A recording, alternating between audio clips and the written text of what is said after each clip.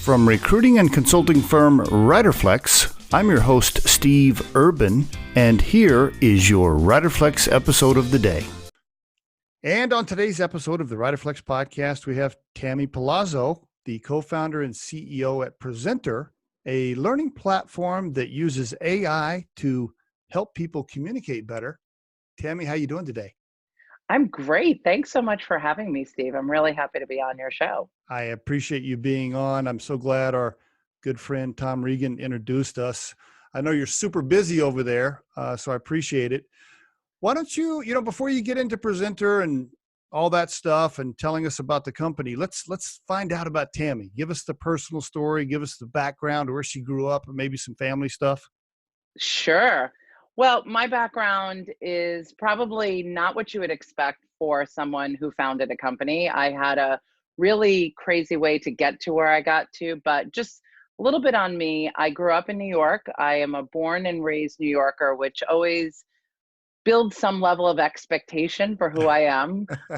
Definitely, when we think about communication, definitely a fast talker. I grew up with an Italian dad and a Jewish mom. All and right. I always share with people that means that basically in my house, I grew up with yelling and lots of talking with your hands. Like that was the world that I grew up in. What part of New York? What part of New York, or what part of the metro area? I grew up in the borough of Queens. Okay. So I am a hardcore true blue. I'm not, your Manhattanite, which had a totally different upbringing. I grew up in a blue collar home.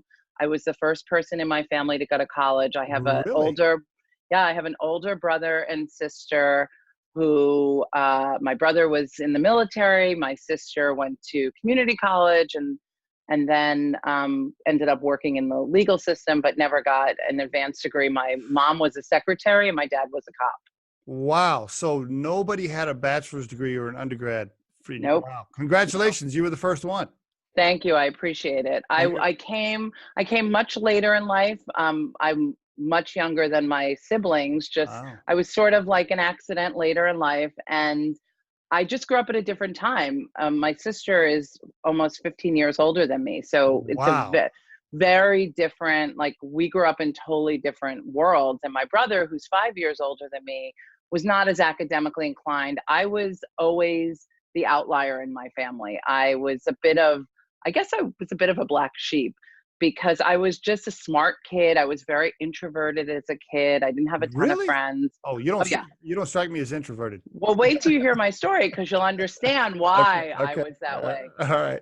But I was really a nerdy kid. I used to read a lot. I was very, very shy. And I grew up, my parents I would say my family was kind of an explosive family because of their backgrounds. My parents had a very challenging relationship because both sides of the family did not accept the other because my father was Catholic and my mother was Jewish. So it was a very interesting life to grow up in. But I grew up in a very typical blue collar neighborhood. So our really good friends down the street, he owned a butcher shop and then became a cab driver. Like not a lot of people worked in Manhattan. It was just a very different world, but I never quite fit in there. I always knew I wanted to be someplace else. I never really wanted to stay in Queens. And I had these aspirations to do something very different. And my parents really had mixed feelings about me going to college because it was so foreign to them. My mother was more concerned about me staying close by. My father had great ambitions for me, wanted me to go to law school. And that wasn't ever my thing. I always wanted to be a writer. I thought that someday, I'd work for a newspaper and, be some famous journalist. Like that was what I wanted for myself. And of course I did not end up in that place at all. But that is what you majored in, right? You majored in literature in school, in college, right? Yep. I was a journalism major and a literature major. And interestingly enough, when I was in college, I went to school in upstate New York and, like half of, the school were kids from the boroughs or Long Island, or most of them were from New York and then some from New Jersey. So it was a very, it was diverse, but not in terms of regionality. It's not like I went to a school where there were kids from other parts of the country. I never was exposed to the rest of the country growing up. We Gotcha. spent most of our time in New York. You know, if we went on vacation, my grandparents lived out on Long Island, so we would go out there. And all my grandparents were immigrants. So it was just like a very different world. I wasn't the kind of kid who traveled on exotic vacations. And it was also, I grew up in the 70s and 80s, and, you know, you got in the backseat of the car and you drove somewhere. Like that was what vacations were like. It was very different than what my kids had. I saw your timeline. We grew up in the same, in fact, we might have graduated high school the same year. Now, Okay.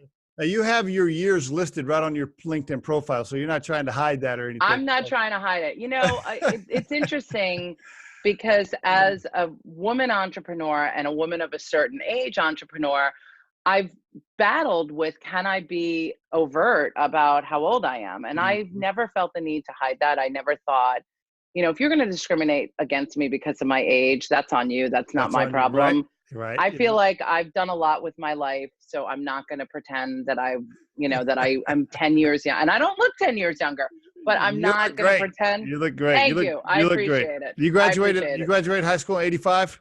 I graduated high school in 85. Oh, me too. All right. Class of 85. Yeah. Woo-hoo. Yeah. It was a good time. You know, I have 2 boys, and my older son just started college in the fall. And it's funny because he graduated from high school in 2019.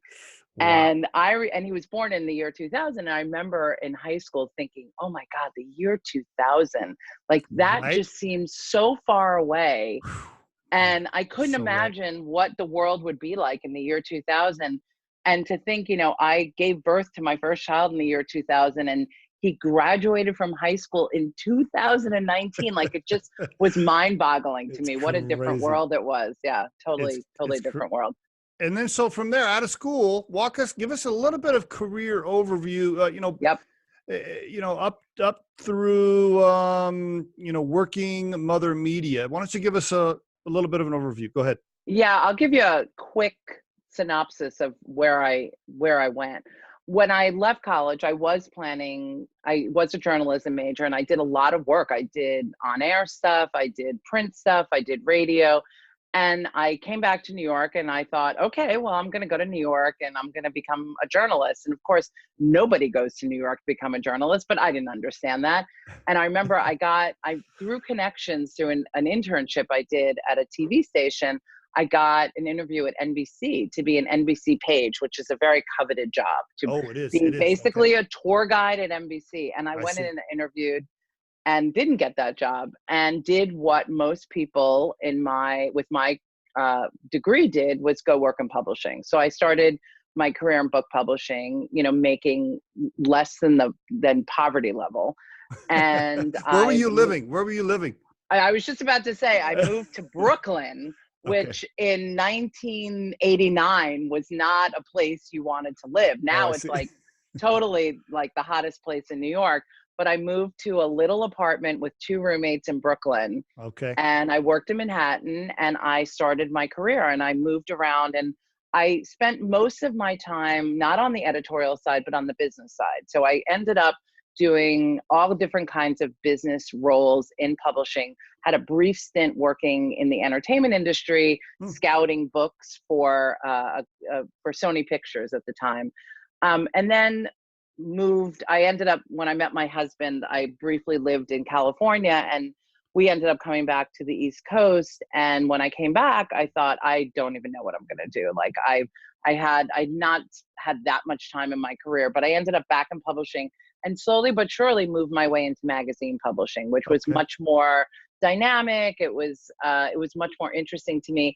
And I got into brand development, and I was working with magazines, helping them extend their brands into other products. So we did books, we did products. I worked for Parents Magazine, and we did a line of toys. And I really began to find what fascinated me. I enjoyed the business. I enjoyed thinking about how to take something and turning it into something else. All of a sudden, you're becoming a little bit of a marketer, a little bit. You're thinking about the storyline, a little bit of marketing branding. Okay. All right. Right. With no business background. So I didn't really understand business, but suddenly I'm, doing P&Ls, and nobody ever really taught me how to do a P&L, but I was responsible for, millions of dollars of budget for a business. And I was what happened is I accidentally became an entrepreneur. So I was working within these companies, setting up my own businesses. And I loved it because I had the support of large publishing companies, but I had the opportunity to really craft whatever business I could create. And that was, I fell in love with that. Wow. And I really Okay. enjoyed doing it. Okay. But I didn't like the companies. I didn't enjoy the structure of the companies, and magazine publishing is a tough world to work in, especially around the early 2000s when suddenly the digital age is beginning. Yep. Advertising dollars are sinking, and you have to really think about a new way to build your business. And suddenly it felt like there was not a long lifespan for the work that I was doing, because every magazine was starting to fold, and I was working at magazines and they were folding left and right. So I was folding. like, Yep. And something's got to change. Okay. And you already got the entrepreneurial bug at this point. Okay. Yes.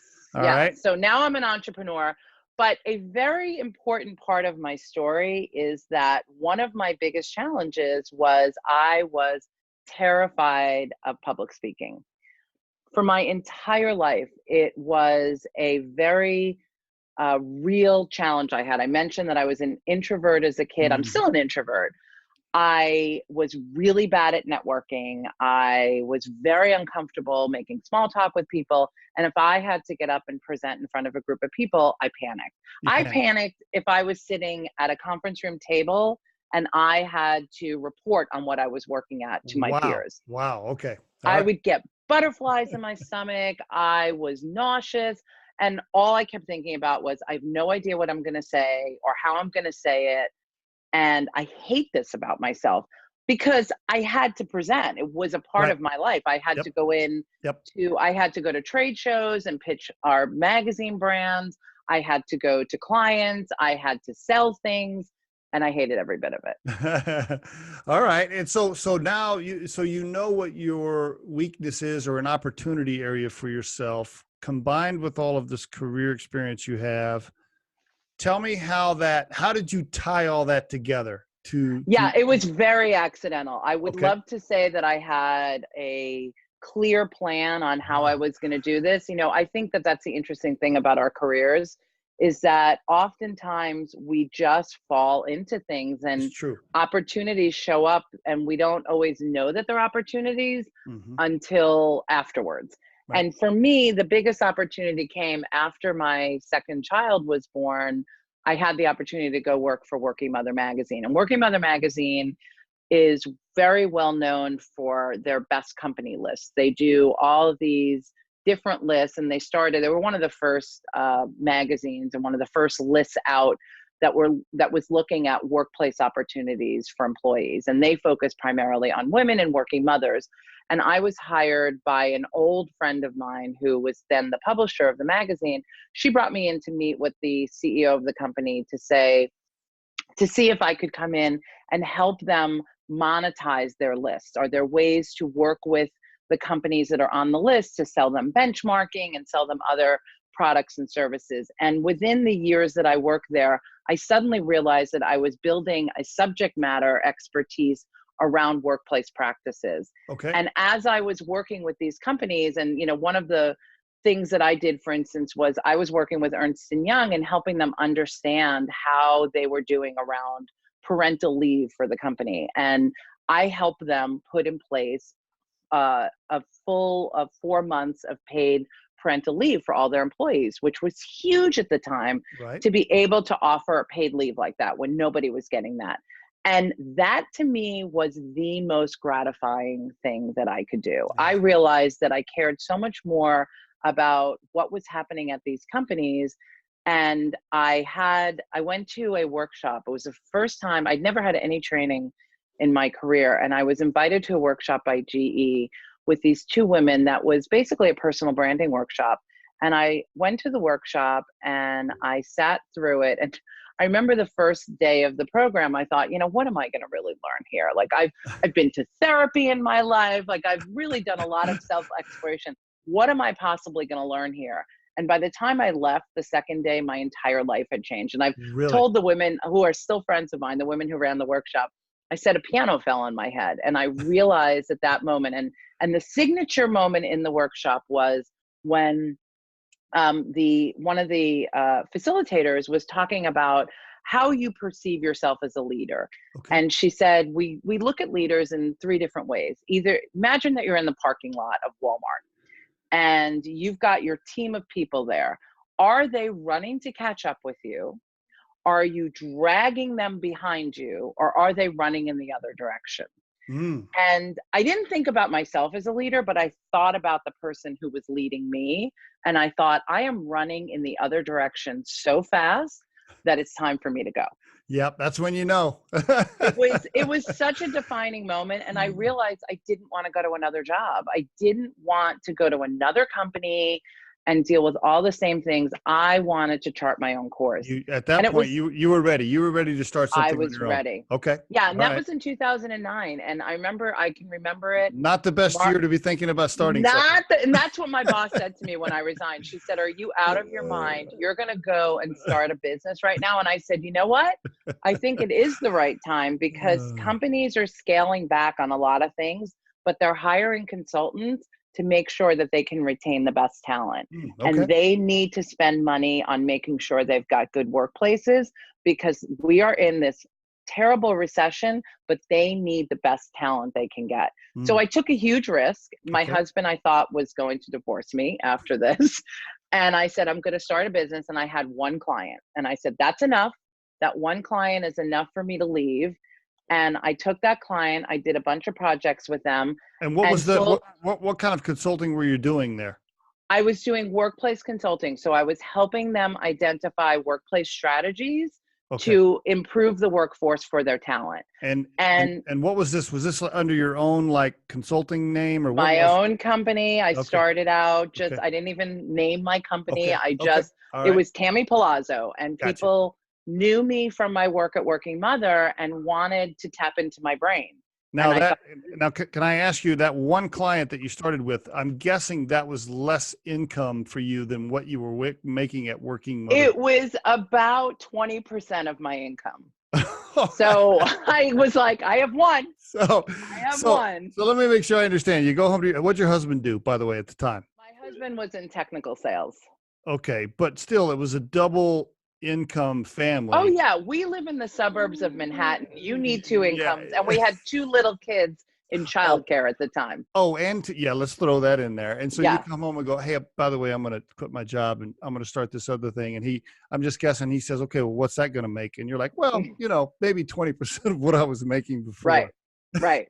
But I said, I'm going to be really happy, and I'm going to find more clients. And within months, I had connected myself with another consulting practice. I had more clients and I was making money. Like I very quickly was able to make a decent living doing this. But you don't know, right? You don't know where things are going to come from, and you don't know at the end of the year what it's going to look like. And, suddenly you're paying quarterly taxes and it's a very different world. But I was willing to take the risk. And I think part of my story is the fact that I grew up in a household where it wasn't what you see today traditionally. But my parents weren't necessarily risk takers, but scrappy. My dad got retired from the police force early because he got injured. And he went out and started his own company. He was very successful at one point in his career because he ended up owning taxi medallions, New York City taxi medallions, which back in those days, before Uber and all of that, they were worth a lot of money. I see. And he started this business. He himself was an entrepreneur, started this business. It went south for him. So he ended up not having a lot of money. But for a period of time, he was very successful. So I think there was something in my genes. Now the timeline, can I ask you the timeline? Did he do that? How old were you when he did that? Very young. I was probably 5-6 years old. Okay. That ties nicely to some of the early entrepreneurial bug that lived inside you, because you saw him do that and you're like, okay. Got it. All right. That's good. And I think, being a family of immigrants, everybody all my grandparents, or, my grandfathers, I should say, because my grandmothers didn't really work. My grandfathers were scrappy people. Yeah. One came from Austria, the other came from Sicily, and they found their way. They made money, and they built a life for themselves. And I think that's part of being, we're all obviously immigrants, but I saw it firsthand. I saw what my whole family did. Everybody in my family did something. They had a side hustle, or they figured out a life for themselves. My sister at some point invested in real estate and, rented apartments and things like that. So everybody did it a little bit. I just followed what seemed to be a more traditional path because I got a college degree. I went into a professional industry. I had a career trajectory, and it didn't seem like being an entrepreneur was a thing I would do because I didn't have the personality for it. I wasn't the kind of person who went out and hustled all the time. I wasn't talking to everybody I knew. I did it very quietly in my own little world. So it was surprising in that regard, but I was, I don't mean this arrogantly, but I was good at what I did, and I had good relationships, and I really leveraged those to be able to build my consulting practice. Good. But in my heart, I knew there was more there. I knew there was something else that I wanted to do. But at that point, I was just trying to stay alive, Right. be able to pay the mortgage and keep my head above water and deal with my young kids and, my life here. So I took it. I don't think I really had a plan. I think it was more like I took it day by day and saw how things were going and just really tried to connect with whoever I could to be able to build my business. And then at some point you met somebody, a co-founder, talk us about the pivot point or the timeline here for Presentr, and you walked away from the consulting and started this other thing. Go ahead. Yeah. Yeah. So I met my co-founder in 2010. Okay. I had started working with this other consulting practice, and he was a trainer for the consulting business. I see. And so we worked together. We had the opportunity to work on a lot of projects together. And I, again, ended up in more of a sales role, which is ironic because I am not an extrovert. But I ended up in more of a sales, and I was developing consulting projects for clients. And at that point, we were doing a lot of work in diversity and, again, a lot of workplace work. And he and I met and just clicked immediately. It was one of those things where you meet somebody and you're like, okay, this is good. We're going to work well together. We had a really great chemistry. And he tapped into something in me very quickly, which was my anxiety about public speaking. And his area of focus was communication skills. Okay. So he said to me, it was sort of like, that old Reese's peanut butter cup commercial. I'll take my chocolate, you take your peanut butter, we put it together. We've got a great piece of candy. That's really what it was. He said to me, you know how to go out and create business, and I can help you be a better communicator. If I can help you be a better communicator, can you help find more business opportunities for me? I'm like, sure, that's right up my alley. I know how to do that. I know how to design training programs. I know how to, sell them to the customer. And I have a good business acumen at this point. So he put me through a boot camp, and he dug in and helped me understand what it means to be an effective communicator, and put me through everything that we have done when we did with our customers when we started Presentr. So about a year or two after we connected, he came to me after he went to our mutual friend, Tom Regan. Okay. He came to me and said, I'm thinking about starting this business, and I'd like you to be a part of it. I think, from a business perspective, you would be really helpful in helping us build the roots of the business, the marketing, sales, things like that. So I said, sure, I'd like working with you. I'm open to figuring this out with you, but it was a total side hustle. I was just about to say, wasn't quitting the day job. I wasn't doing that again. I learned my lesson. Okay. At this point, I was making money. Like I was back up, making a good salary. Okay. I wasn't about to give that up. All right. So we started Presentr, and the idea behind Presentr was we wanted to take what people learned in live training and be able to automate that in some way, because the problem we were solving was multifaceted. One was we know that very few people have access to any kind of training around communication skills. That's true. It's happening primarily at the workplace, and only about 10% of the workforce has any training. Yep. So that's the first thing. Second thing is it's really expensive for the company to provide that kind of training. Costs about $1,000 for 1 day of training for an employee.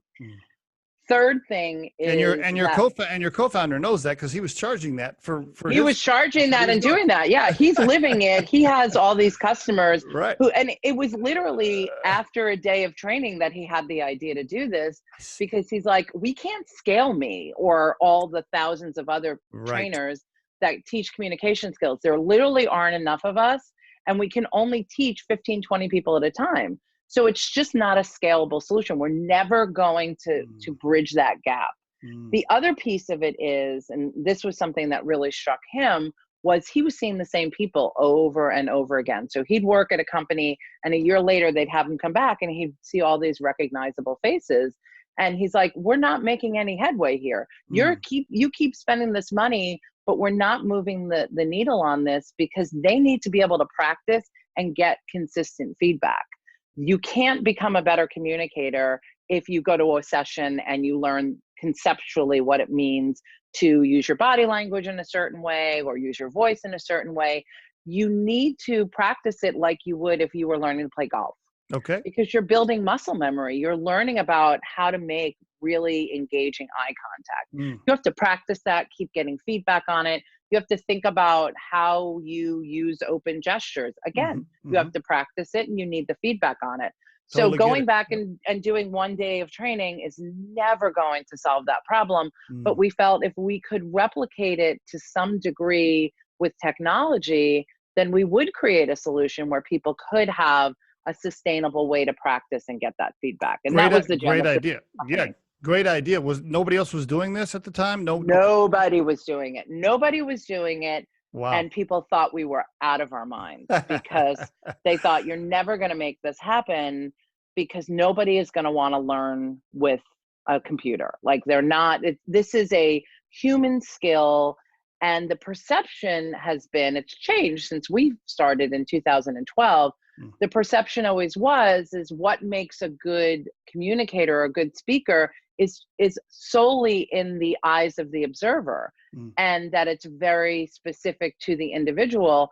But that's not, in fact, the case. The reality is that as human beings, we assess people, we form impressions of people based on the same criteria. You do it, I do it, and everybody listening and anybody walking down the street does it the same way. So if you understand what that is, you can automate that. You can make that repeatable and scalable. But we had to convince companies first that there was a way to do this. And we basically built this little prototype that showed, when I moved, there was a stick figure on the screen that moved, and showed them how responsive we could make it, that it could begin reading people's behavior. Can I ask, before you go too deep into how it works, can you just, I want to take a pause. How did you guys fund it? How did you capitalize this thing? I mean, you had to, neither one of you are coders, right? You're not developers. So I'm guessing that you had this idea, but really it's a tech play and it's an app, but you don't know how to code. So you had to, how did you fund and partner with people to write all this code for you? Yeah, that was 100% our biggest challenge, because you have a trainer, you have business person, you don't have anybody with any technical expertise. We self-funded in the beginning, and what we did is we went on Elance, which is like, the origins of Upwork. Right. Elance was just an online resource for finding freelancers. And we found a coder that we paid $25 an hour to build a prototype for us. And you bootstrapped it. I mean, you guys just paid for this. We bootstrapped the whole thing until we had a really good working prototype. And then we did a friends and family round, and we raised about $200,000. Okay, hold on. Let me pause just for a second. When you guys went on this Elance and you started paying, now at that point, had you already formed the company? You already filed for an official LLC? You wrote up an operating agreement or whatever? We did it like grown-ups. So we were not, 22 years old when we started our company. So we did all the legal stuff up front because we knew we wanted to establish a structure. So we got lawyers, we did all that. We had everything in place. So you spent some money on that too. So, Yeah. so total to get it set up, you spent what, $5,000 to get things set up or less? Probably around $5,000, yeah, to incorporate the business. And then, I can't even remember how much we spent now, but I would say probably another $25,000 to get to get the prototype done Okay. and to, do all what we needed to do in terms of creating decks and things like that, get some And marketing, get a logo. the 25,000 was spent from Bootstrapped before you raised the Yep. 100,000. Okay. Yep. What's your husband saying when you guys are having these conversations? You're like, hey, I need to write a check for 12,000 to pay for these coders. At that point, he knew that I was determined to be successful and I'd done it before. So Okay. he was nervous. He was definitely nervous. Interestingly enough, my husband during this time also quit his job and decided, oh yeah. So we had some really dark days for a while, but he decided that he had a midlife crisis. I'm not going to sugarcoat it. He had a midlife crisis and decided that his passion was cooking, and he decided he wanted to become a chef, but didn't want to go to culinary school, and managed to land himself a gig at a local restaurant doing some work. Yeah, he got really lucky and found a job working in the kitchen at a local restaurant. And he was very creative with his food and got a job. So yeah, we were both living like on the razor's edge. I'm trying to visualize this. You got two kids at home. You got your consulting business going, which is doing fine, but now you're throwing money on this other deal, which you don't know whether or not it's going to make it. And then your husband quits his job and says, hey, I want to be a chef. Well, let me put it to you this way. Like many entrepreneurs, my savings was gone. Everything, utilized everything that we had. I really believed in the business, and I said, this is the only time I'm going to get an opportunity to do this. Wow. I knew that I had to go all in, and my husband knew that we had to go all in. And, if you don't risk, you're not going to get the reward. And we had to make the decision. I totally agree. Now, okay, I really appreciate you sharing this much detail. I think it's great for the listeners, especially people that have an idea, that want to be an entrepreneur, but they don't have a ton of cash and they're trying to figure out how to do it. So I love the fact that you're sharing this. Did you? So then you bootstrapped, and at this point you've drained most of your savings. Is that when you went to your co-founder and you guys are like, hey, we got to raise some cash if we want this to keep going?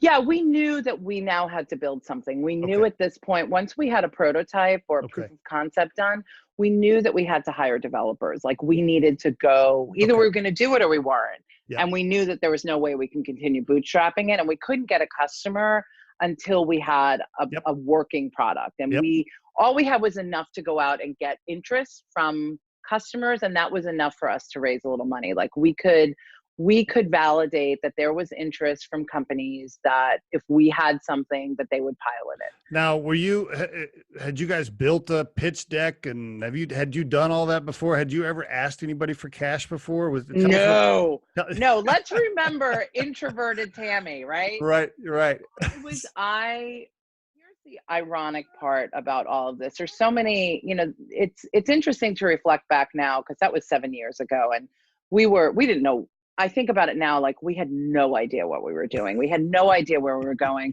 And we were operating because we're all corporate people. My co-founder started his career at Sprint because he lives in the Midwest. And he, still was coming from the place of, I understand how big business works.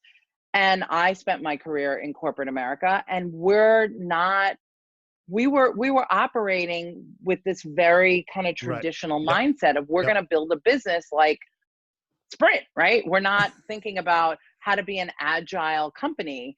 So we approached everything. That's why we incorporated ourselves very quickly, and we had lawyers and did all those things. So we hadn't done any of this before, but we're like, we'll find the right people to do it. When it came time to pitching, what was that like? It sucked. I'm not gonna lie, it sucked. How many times were you told no? Many. Dozens and dozens of times we were told no until, and this is the story for everybody, until one person said yes. Awesome. And I will never forget, we have a good friend in our community who retired early from Wall Street, and he'd made a lot of money, and he was a philanthropist in our community, and he knew we had gone to him for business plan advice because he was helping people with their business plans. Okay. So when I first started doing the business plan, I went to him and we talked to him about it. And I said, we have to go and at least tell him that we're raising money. I felt like he'd already shown interest in our business, and it would be rude to not at least ask him. Yeah, and that was one of my early learnings, that you're offering people an opportunity. Like when you're first raising money, all you think about is I'm begging people for money. And you're not thinking about it in the way that is really advantageous, which is think about how you're offering somebody an opportunity, because this may turn out to be the next best thing. Right. And they go in with their eyes wide open. If they're going to part with their money, they know as an early stage investor that there's a high likelihood they can lose their money, but you have to think about it, that you're giving them an opportunity. So we went to this guy and I had the meeting with him, and I will never forget the meeting. I was sitting in his office, and when you think about body language, this is fascinating. In his office, there were two chairs and the door was to the left, and there were two chairs, and I sat in the chair closest to the door. And the message that I was communicating to him was, I cannot wait to get out of this office. Like, I don't want to be here. But I went through the deck with him and I, mustered up the courage to do it. And he said, at the end, he said, okay, thanks for sharing this with me. And I'm like, okay, what do we do now? Yeah, what do we do now? And I said, okay, well, I guess I'll follow up with you next week. And he said, great. And I didn't hear anything. And I went back and I'm like, yeah, that bombed. Like, that was awful. And in the meantime, at this point, you need to pay developers to keep going, but you're out of cash. So you're trying to find cash. Oh yeah, we're trying to find cash. Like we really can't do anything more until we raise some money. All right. And you're still doing consulting on the side of your other practice to pay the bills? We all have full-time jobs. Okay. Like this is, I am living the entrepreneurial dream of I've got a full-time job. I'm trying to get this startup off the ground. I am working in my basement, right? In my little office in my basement, working 24 hours a day at this point. And married with 2 kids. And married with 2 kids. And at this point, my kids are 12 and 9. Wow. So they played sports. We've got a full life. And my husband is working at this restaurant. So my life at that point is probably not the prettiest life. And I took my last vacation in 2012, and we didn't take another family vacation until last year when my son graduated from high school. Wow. Oh yeah. It was like we were on lockdown. There was nothing happening. It was work. No money spent. We got a kid who's going to go to college in 7 years. We've got no savings left. So as it turned out, ironically enough, I reached back out to this guy, and he said to me, "Yeah, we're in, and we're in for a lot of money." And you're like, what? Hold on. Right. I was like, huh? And I said, wow, I did not expect that from you. And he said, yeah, I think this is really amazing what you're doing.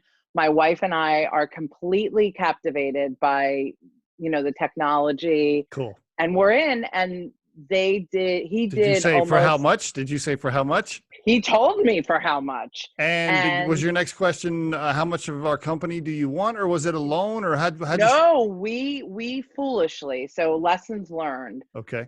The lawyer that we were working with for this round was accustomed to working with large companies. He was not a startup guy. Okay. So he recommended that we do an equity round, and we should have done a note.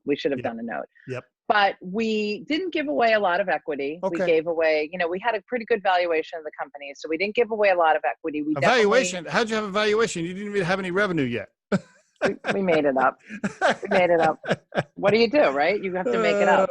So we gave ourselves a nice valuation. We set the terms, and we got investors. And that's so our awesome. First investor helped us bring on a couple of more investors. Awesome. And ultimately, we ended up doing 2 friends and family rounds, and within 2 years, we had raised almost $600,000. Wow! And we were off.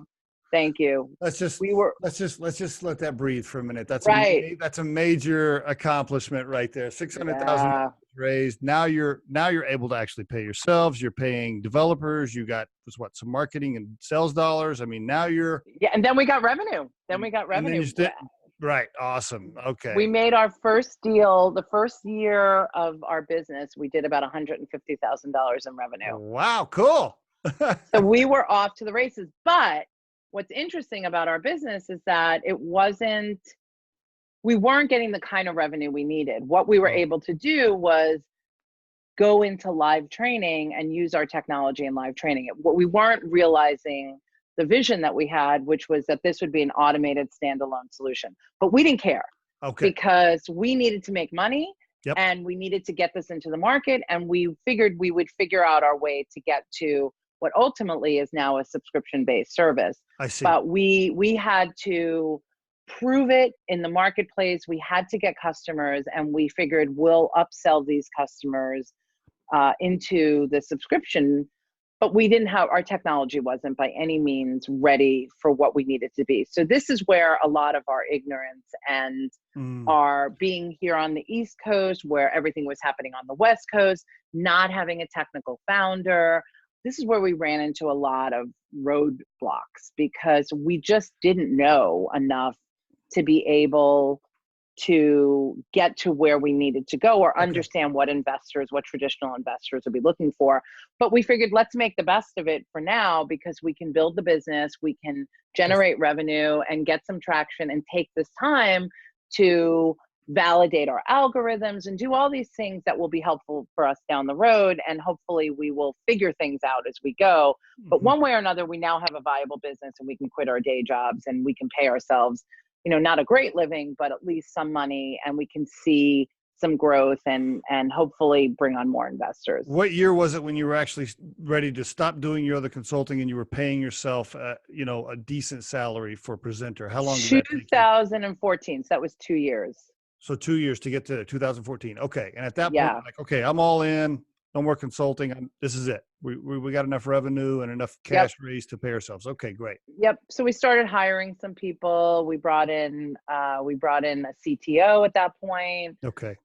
We had outsourced. We were doing all of our development in Romania at that point. So everything was overseas. We brought in a marketing person, and we were slowly but surely building ourselves towards this path to creating subscriptions. How did you decide between you and your partner to make you the CEO? How was that? I wasn't originally the CEO. So the interesting thing is that my partner was the CEO because he really had the vision for the product. And we thought, very candidly, we made the decision for a couple of reasons. One, we thought he was a better communicator than me. Two, he was a guy.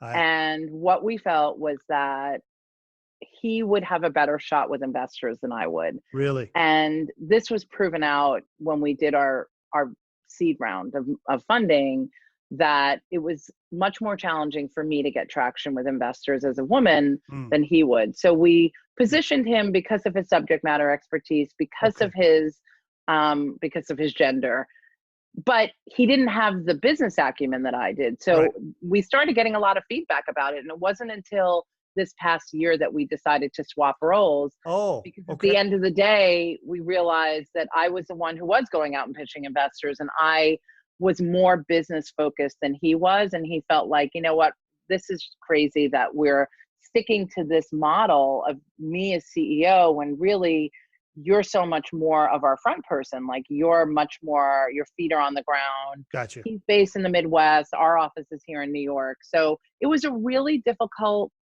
decision for us because he wanted the opportunity to do it, but he knew what his shortcomings were. I never really aspired to be the CEO. It was not anything I ever really wanted to do, given my background, given the fact that I was a little bit more introverted. So when he came to me and said, I really think you should do this, I was like, okay, all right. I wasn't beating him up to get the job. And as of today, then, is he more product focused and content, and you're more on the front side and investor relations and employees and keeping the train on time and all that? Yes. Well, I should say we really are. We co-lead the company. Okay. So we are equally involved in all aspects of the business, but he does spend more of his time on the product because of his expertise. He does a lot of our sales because of his relationships, and he's a fantastic salesperson. Like he's really awesome at it. but as it relates to investors and as it relates to strategy, that's really more my forte. So I lead the company in that way. Where's he from? Kansas City. Yeah. So I watched the YouTube video of him, and yeah, you can tell, right? He's from the Midwest or whatever. He's from the Midwest. But I think that plays so nicely. So when you and him are going to a meeting, right? If the target of the person for the meeting you're going to is an East Coast kind of hard hitting, fast paced person, boom, you're there. You can handle it. You take care of it. If it's somebody you're talking to that's a little more laid back and you got to be a little more careful, and then maybe he's the one. He's the one. Yeah. Yeah. We are, I'm very lucky. I'm really, really lucky. We are such a great balanced team. That's awesome. We're very yin and yang. We are really close friends. Like we rely upon each other so much to fill in our gaps, and we balance each other out. So, well, I'm incredibly grateful. I think it's part of the success of our business is the fact that he and I work so well together, and we have a shared vision, but we come in it from two very different perspectives, which is awesome. That's wonderful to balance each other and enjoy working with each other. Oh my God, we love working together. We really love working together. Yeah. So now, as it stands today, Presentr today, can you give us the most up-to-date, quick overview, and also tell people, how to find it, how to sign up for it? Go ahead. Give us an overview. Yeah. So today we have realized our vision for the company. Today, Presentr is a subscription-based app that works on your laptop computer. It's browser-based, or on your mobile app. And what it's doing is it's helping you improve your communication skills the same way that we would in a workshop or in a coaching session. So a user can log in and they get recorded. And what Presentr is recording is both their body language as well as their vocal elements. Okay. And we give you a score first and foremost. So we're able to quantify how loud you are, your pace of speech, your use of filler words, whether your body language is open or closed. And based on that, we have an AI coach named Abby in the app.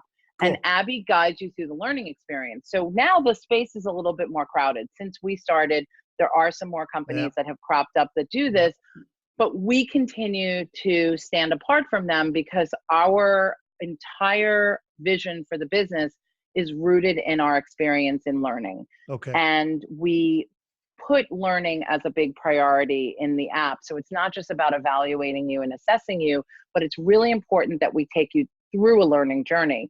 So you will watch videos, you will play games, you will read articles and understand conceptually the same way that we would teach you how to do it, but then you get to practice it in the app and get feedback from the coach in the app. So no human beings involved. It's a very accessible product. You can buy it as an individual. It's $9 a month. Oh, it's $9 a month. Okay. And is it $9 a month? Month to month? Monthly subscription. Okay. And then we also we're B2B primarily. So we do have individual subscribers, but primarily we focus on corporate clients and they buy it for their teams. And they would sign up for, do they pay like per user, or how does the company sign up? The way companies pay is they buy seats, and their seats are $15 a person per month or $150 a year. Okay. And what they do is they have the seats, and the seats are transferable. So if they have a cohort of people, let's say a sales team that wants to use it for 3 months or 4 months, they can use it and then they can transfer to another group of people, or they can keep them in for the year, which a lot of our clients do. They'll buy it for a year for a team of people. And the managers or the admins on the team can go in and they can see how all the employees are doing. They can see how much they're practicing, if they're improving. What we've done, which is really important and goes back to some of the original challenges we were trying to solve for, we can now measure ROI on this kind of training, which in the past wasn't possible, because when you put somebody through a training program for communication skills, you set them out into the world and you hope that something penetrated and that they improve. But now what we're able to do is really see what an individual is doing, and are they using it? Are they making progress? They can see behaviors for the team. The real value proposition to what we're doing is to help individuals have the opportunity to practice and build their confidence, just like I did, and understand what goes into it. Our approach to this goes way beyond the app, because what we're doing is we're content collectors. We're creating content, we're curating other people's content. We have an advisor on our board that we're so excited about, Carmine Gallo, who is a prolific author on the topic of communication skills. He's written 9 best-selling books on the topic. So what we're trying to do is continually educate people and look at this as a lifestyle skill versus just a business skill or something I need to deal with. You know, I got on my performance review that I need to be able to present better. What we want people to do is understand that this is something you use in your life. Like you communicate with your spouse or your partner, your children, your friends, your family members. What we do in our business communication relates to how we communicate as human beings. And my story is really an important part of this because it completely changed my whole life trajectory, because now I'm not afraid to communicate. I'm still introverted, but the way it shows up on the outside is really different. I can get up in front of a group of 500 people and talk or pitch to investors, and I love it. And that was not my life. That was completely the opposite experience I had. Now, when it comes time to pitch investors, I don't sit by the door waiting to get out.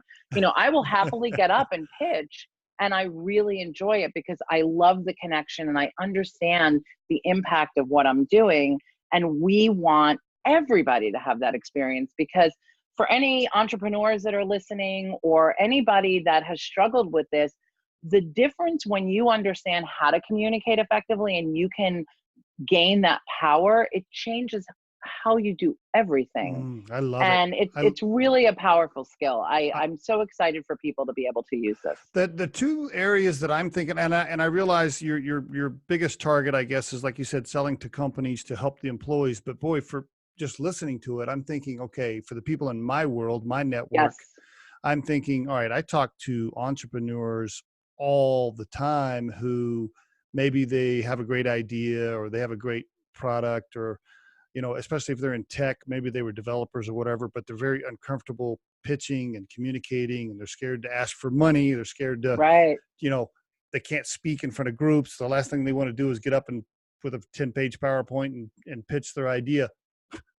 They can sign up for Presentr and it can help them. So a lot of entrepreneurs and early stage executives could use it. The other piece for me that I think about is you know, Riderflex is a recruiting firm, right? So we interview candidates all day long.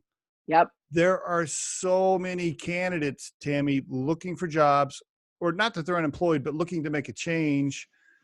I interview people every day on video, and they're terrible. and I think to myself, send them to our website. Exactly. I'm thinking to myself, oh my God, like 50% of the people we interview on video need to sign up for Presentr. I mean, really, they could just really improve their communication and body language and eye contact. There's so many people that could benefit from your service and from the app. Yeah, thank you. I mean, one of the reasons why we created an individual subscription for this is exactly what you're talking about. Yeah. Job seekers, entrepreneurs, people who Yes. aren't going to have the opportunity. You know, when I was a consultant, I would have loved to have something like this, Right. because for me to spend $9 a month versus going out and hiring a coach that could cost me $200-$300 an hour, which is unrealistic for me to do. That opportunity is great. And one of the things that we often talk about is the idea of going beyond the pitch deck, because when you're an entrepreneur, if you go through any kind of cohort program, incubator, accelerator program, or if you read the thousands of articles that are online about how to give a great pitch, everybody talks about the perfect 10-page pitch deck. And they talk about, your problem slide and your solution slide and your financials, but they never talk about the impact of how you deliver that to the investor. And there was really interesting, one of our advisors is a professor at Babson College, and we found her because she did a study quite a number of years ago. She was a former VC. She was in the Bay Area, and she did a study because she wanted to understand why some entrepreneurs were successful at raising money and others weren't. So what she did is she looked at 185 VC presentations. So she looked at their videos of them presenting. She looked at the backgrounds on the entrepreneurs, and she looked at their pitch decks. And she tried to find the most common denominators of who is successful. what she found is those that came across as confident, those came across as comfortable, and those that came across as passionate were able to raise money. And you tell me which of those 10 slides that comes in. Exactly. You just took the words right out of my mouth. Yeah, it had nothing to do with whatever was on the PowerPoint slide. It doesn't mean those 10 you. slides aren't important. Yeah, but that's if you can't deliver them, investors, certainly early stage investors, are looking for people who they want to be connected with. They're looking for entrepreneurs that they can believe in, because the businesses are certainly way too early to show if they're going to have traction. And if you can't make that connection with an investor, you're dead in the water. Right. I mean, you have to be able to communicate. So that's really why we started the individual subscriptions, because we wanted to pay it forward to all the other entrepreneurs like us. I love it. We wanted to be able to access job seekers. So you're dead on. But I also understand the whole corporate angle too, because as a former CEO and COO, which I was for most of my career before we started Riderflex, I can't tell you, Tammy, how many times, and I ran a couple of $40 million companies, and, later on I'd be in my office, and maybe HR would be in my office, and I'd be telling them, I'm like, oh gosh, if Susie if she could just wouldn't be so scared to talk in the conference room, and she could, improve her communication skills. She has a lot of great things to say, but she can't deliver it properly. So right. I can definitely see where a CEO or an executive team of a company would want to use the product, because so often there are employees that know what to do, have great ideas, need to alert people of problems or challenges, but they can't communicate it properly, or they're scared to communicate it, so they say nothing. Right.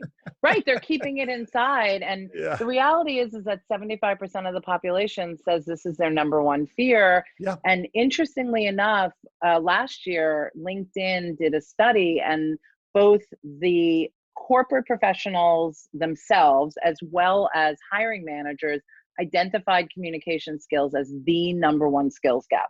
So there is such an emphasis being placed on this from a hiring perspective. And corporate professionals recognize that this is a skill they need to improve upon, but they're terrified. And they don't have access to it. So we are hoping our tagline is, we're building a world of more confident speakers. And that really is what our objective is. And again, I feel like, for me, that it made such a big difference. And I went from being not at all confident and being very insecure about my ability to speak and communicate effectively, to now feeling like it is my greatest asset. So I always say, if I can do it, anybody can do it. Is it, it's presentr.me. Is that the website? Right. It's presentr.me without the E between the T and the R. So presentr.me. Okay.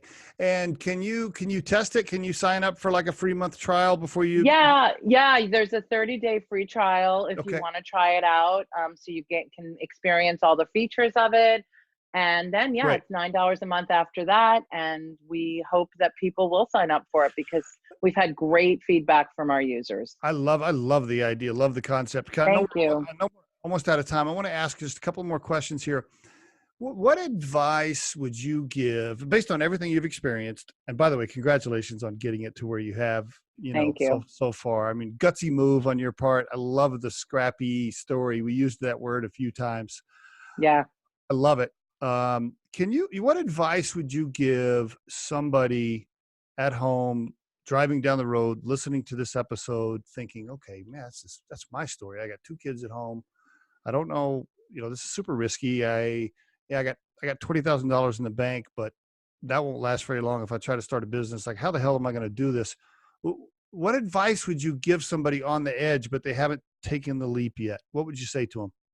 Well, first of all, don't quit your day job. Okay. I don't think you need to quit your day job. You can test out an idea without going all in. Okay. And I think it's really important to find your initial allies. Who are the people that are going to help you test this out?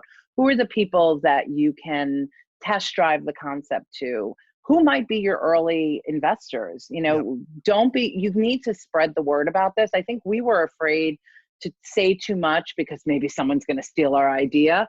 And I wish we had talked more early on about it, because it would have been helpful. So I think first and foremost, don't quit your day job and talk to people. Like, talk about your idea, see how it resonates with people. If you tell everybody your idea and they all stare at you with a blank face, you're probably not on to something. Like, if people aren't getting it quickly, then you might want to move on to something else.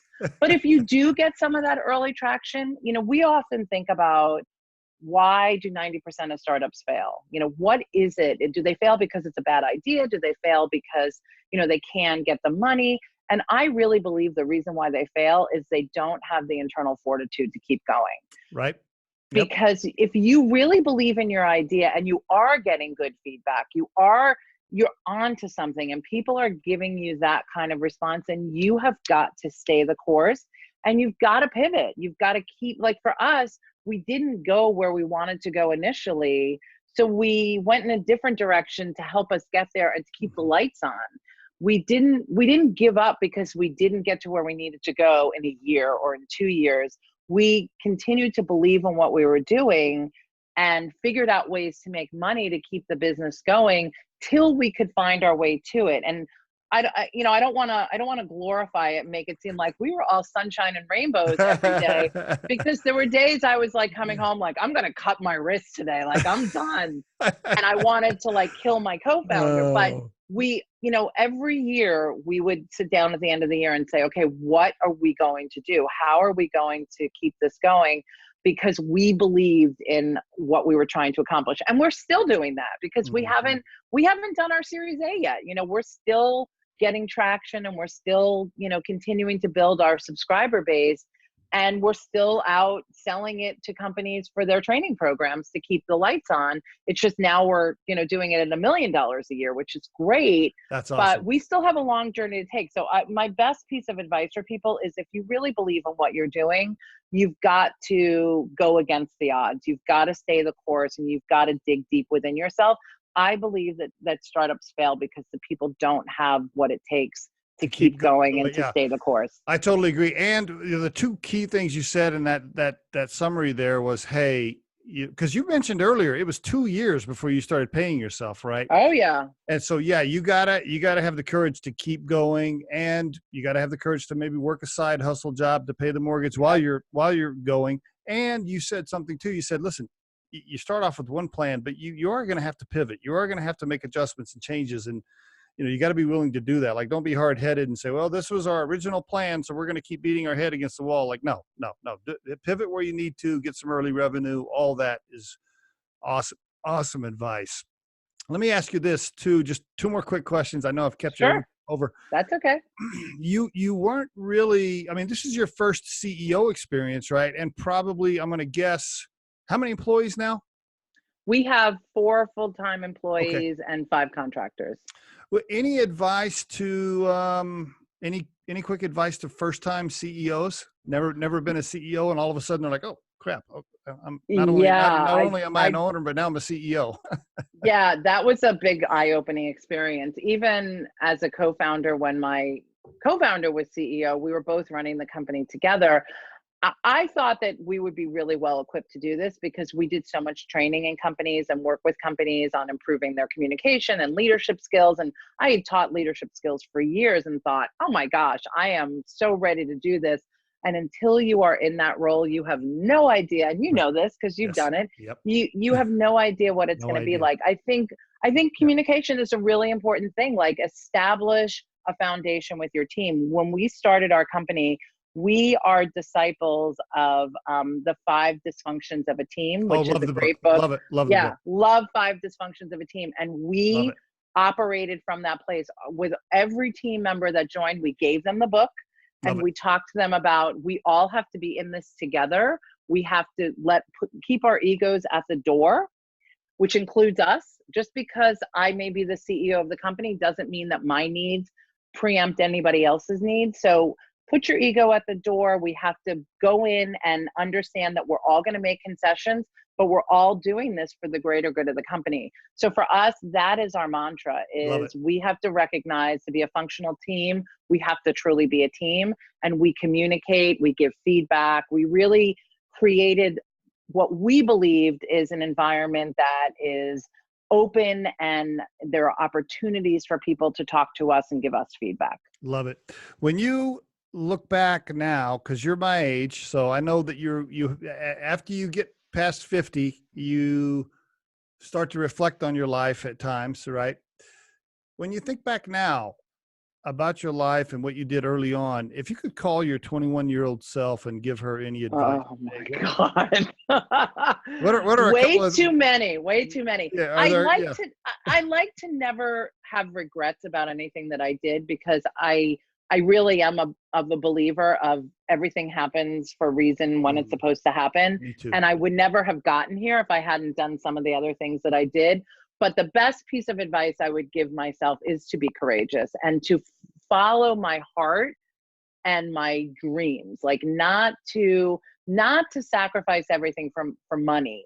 Because I think, starting my career in the late 80s and the early 90s, that was especially where I live in New York, that was a time when everybody was focused on how much money can I make? Right. How much money can I make? Yep. It was a very different world. Gen Xers, I just remember when I was graduating college and everybody thought I was nuts for being a liberal arts major, when, people were accounting majors and going to law school and going to business school. And I thought, no, I'm going to do this.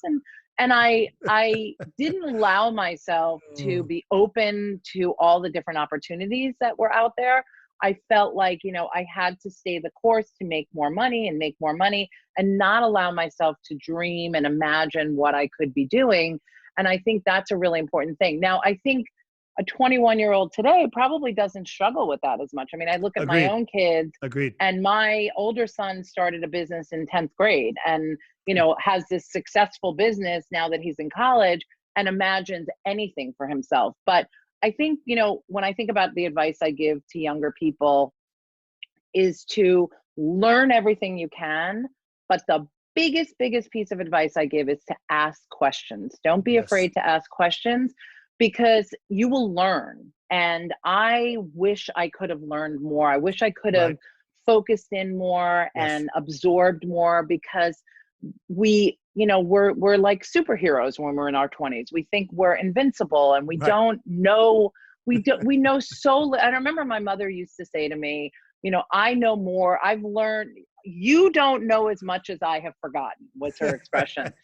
And I used to hate that expression, but it's really true. Like, there's so much wisdom that comes over time. And as kids, we don't necessarily take advantage of that. We don't appreciate how people older than us really have learned so much and can give us so much guidance and advice, because we think, I know that the people on my team who are in their 30s look at me and say, she's like, she doesn't understand technology the way that I do. And I talk about my first job where I used a typewriter and there was no computers. So I think asking questions and listening more and stop talking and pay attention to what's going on around you. And don't be afraid to not be the smartest person in the room. It's okay if you're not. And I wish as a young person, I wasn't so worried about, making sure I look good and making sure I was getting the next job and the next promotion and more money, and really allowed myself to look around and say, okay, what's really happening here?